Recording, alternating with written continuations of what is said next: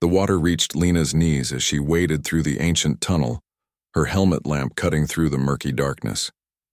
The colony on Epsilon 7 had been abandoned for 3 years, ever since the Krill invasion forced humanity to retreat. But Lena wasn't here for salvage or nostalgia. She was here because something in these tunnels had been sending out a signal, a pattern too deliberate to be random interference. Her boots splashed against the flooded corridor, echoing off walls covered in bioluminescent algae. The deeper she went, the warmer the water became.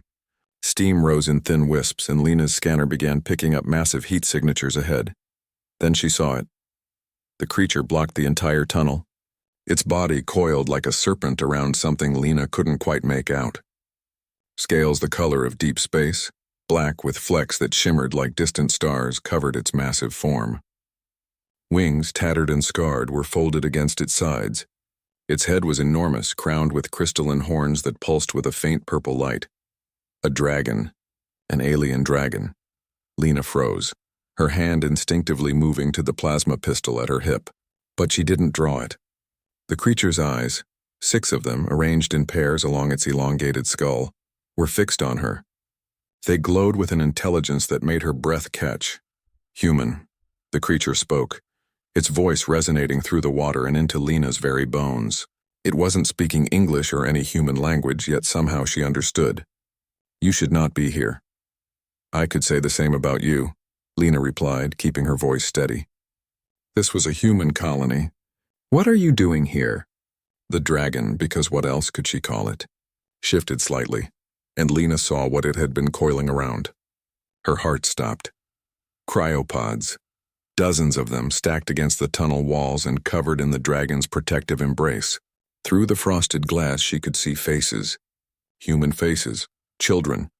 My name is Zir, the dragon said, its 6 eyes never leaving her. And I am keeping a promise. Lena's mind raced. The evacuation. When the Krill attacked, the colony had barely had time to react. Ships had launched in a panic, families torn apart in the chaos. She remembered the reports, hundreds unaccounted for. The orphanage had been in the lower levels near the maintenance tunnels. Near here. The promise. Lena whispered, her voice breaking. Who made you promise? Zir's crystalline horns dimmed slightly, a gesture Lena somehow recognized as sorrow. A human named Dr. Sarah Chen. When your people fled, she could not carry all the children. The ships were full. The Krill were coming. She activated the emergency cryostasis and asked me, begged me, to guard them until someone returned. You're not with the Krill. The Krill are my enemy as much as yours. Zir's voice carried ancient pain. They destroyed my world, my people. Only I escaped. I came to this sector seeking refuge and I found Dr. Chen. She did not fear me. She gave me purpose. Lena stepped closer, the water now up to her waist. She could see the scorch marks on Zir's scales, the wounds that had never properly healed. This creature had been fighting.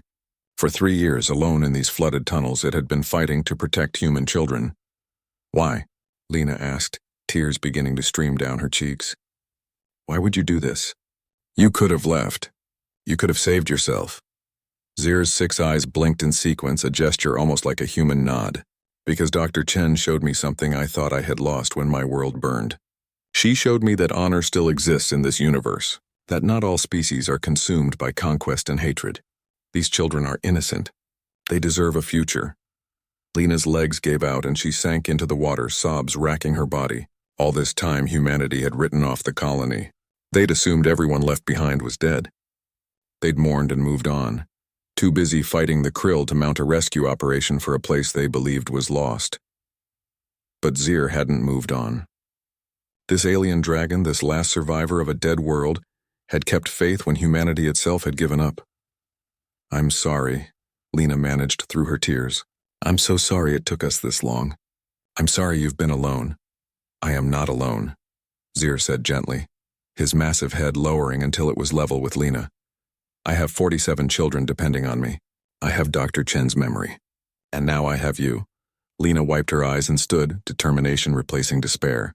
She pulled out her communicator and adjusted the frequency to emergency military channels.